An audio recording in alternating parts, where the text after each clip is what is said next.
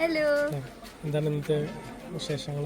ഇന്ന് ഇവിടെ പൂജ നടക്കാണ്. ആദ്യമായിട്ടാണ് ഈ നാട്ടിലെ പൂജ വരുന്നത്. അപ്പോൾ പൂജയുടെ ഉദ്ഘാടനത്തിന്റെ ഭാഗമായിട്ടാണ് ഇവിടെ വന്നിട്ടുള്ളത്. എല്ലാവരും രാവിലെ തന്നെ റെഡിയായിട്ട് വന്ന് ആകാശമായിട്ട് കാത്തിരിക്കുകയാണ്. എല്ലാവരെയും വന്ന് കണ്ടതിൽ ഒത്തിരി സന്തോഷമുണ്ട്. എല്ലാവരും ഭയങ്കര സന്തോഷത്തിലാണ്. ഒത്തിരി അമ്മമാരെ കാണാൻ പറ്റി. എല്ലാവരും ഓടി വന്ന് ഫോട്ടോ എടുത്തു.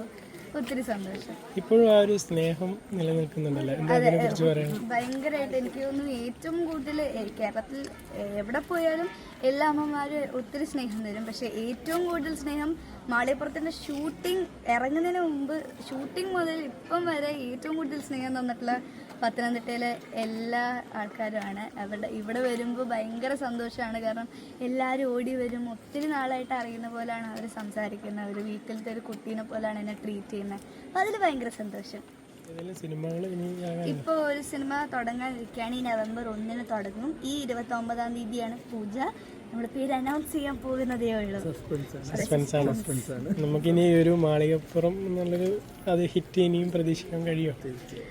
മാളികപ്പുറം പോലത്തെ ഒരു ഹിറ്റ് എന്ന് പറയാൻ മാളികപ്പുറത്തിന് എന്തായാലും ഭഗവാന്റെ അനുഗ്രഹം ഉണ്ടായതുകൊണ്ടാണ് അത്രയും ഒരു വലിയ ഹിറ്റായത്. എന്തായാലും ഇനിയും വേറെ വേറെ തരത്തിലുള്ള സിനിമകൾ ചെയ്യാനാണ് നോക്കുന്നത്. ഇപ്രാവശ്യം വരുന്ന സിനിമയും വേറൊരു ജോണറിലുള്ള മൂവി ആയിരിക്കും. എല്ലാവർക്കും ഇഷ്ടമാകും. ത്രില്ലിംഗ് ആണോ? സസ്പെൻസ്. എക്സാം ഒക്കെ കഴിഞ്ഞോ? എക്സാം ഒക്കെ കഴിഞ്ഞല്ലേ? ബിഗ് ബോസ് കാണാറുണ്ടോ?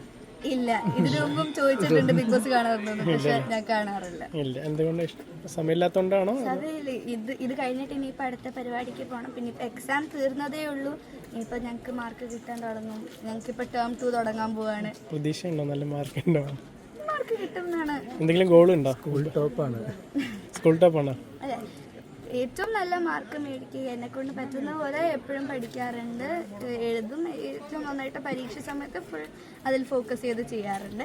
ഇതുവരെ നല്ല മാർക്കാണ് എപ്പോഴും കിട്ടിയിട്ടുള്ളത്. എന്തെങ്കിലും ഗോൾ ഉണ്ടോ? എനിക്ക് എന്തെങ്കിലും ആവണം എന്നുള്ളൊരു, അല്ലെങ്കിൽ എന്തെങ്കിലും സിനിമയായിട്ട് മുന്നോട്ട് പോകാനാണോ? എനിക്ക് സിനിമയിൽ അഭിനയിക്കണമെന്നുണ്ട്. എന്നാൽ ഒരു IAS ഓഫീസർ എന്നൊരു ഡ്രീം ഉണ്ട്. അപ്പോൾ IAS ആണോ മുൻഗണന കൊടുക്കുന്നത്, അത് സിനിമയിലേക്കാണോ? ഇപ്പൊ തൽക്കാലം സിനിമയാണ് ചെയ്തോണ്ടിരിക്കുന്നത്. പക്ഷെ അതിനു വേണ്ടി പഠിത്തം ആ രീതിയിൽ നന്നായിട്ട് കൊണ്ടുപോകുന്നുണ്ട്. Thank you.